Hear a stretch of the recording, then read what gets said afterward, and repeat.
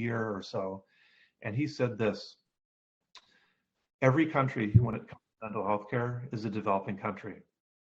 And I'd like to learn more about his reasons for why that is, but I can certainly understand it. I mean, the mental health care system in Canada and other developed countries, they all need work. And so anyway, the whole time I went through mental illness, my heart went out to people in developing countries or war-torn countries who have mental illness to go through as well on top of all that. I went through mental illness here in Canada, in a sleepy part of Canada, very quiet, and I felt like I was living in a war zone. Just, in fact, someone saw me walking down the street one day at my worst in '94, and they said, Matthew looked like he was walking through a world of flying glass. And I went, yeah, that's the way it feels, just bombarded.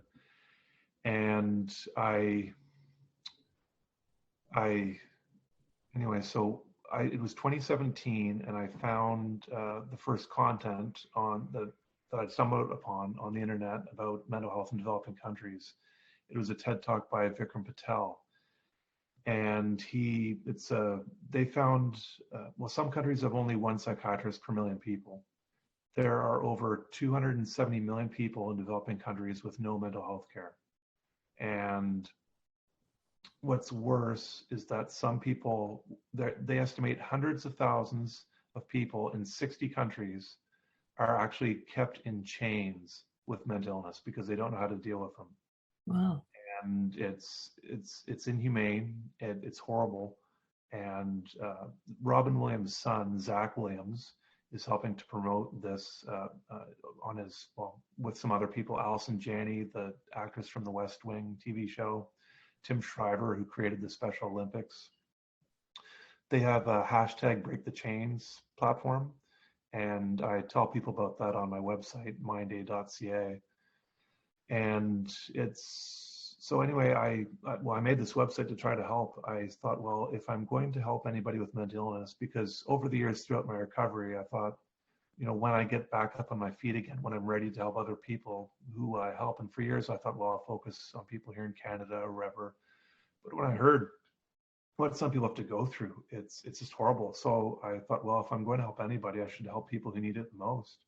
People kept in chains with mental illness. It's hard to believe, right? I mean, I know, it wasn't too long ago, but we didn't have the knowledge that we do now. But our biggest thing is probably getting the right kind of experts to assist someone, right? Because obviously, if you go to a social service agency, for instance, I'm not sure how long the waits are here where you are, but I know here in public sector, it sometimes can take 6 months. So if you're having an issue, that's a long time to wait for the support, right? So,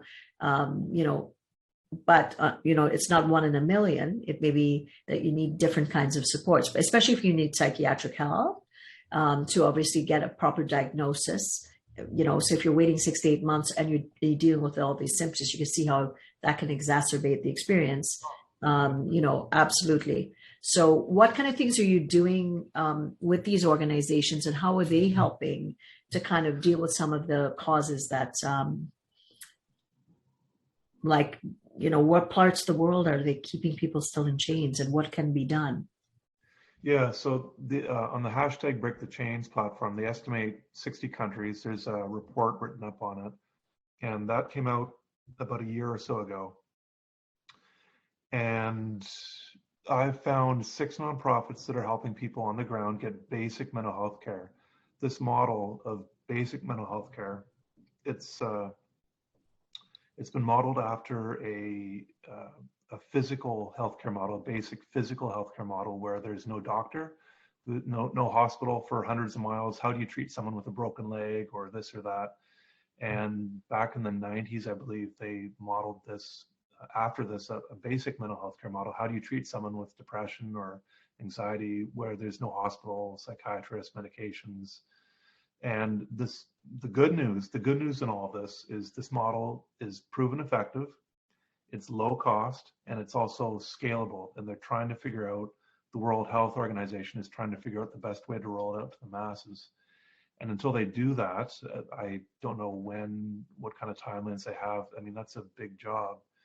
But until they do that, I found 6 nonprofits that I steer people towards on my website. And if anyone hears of any more, please tell me.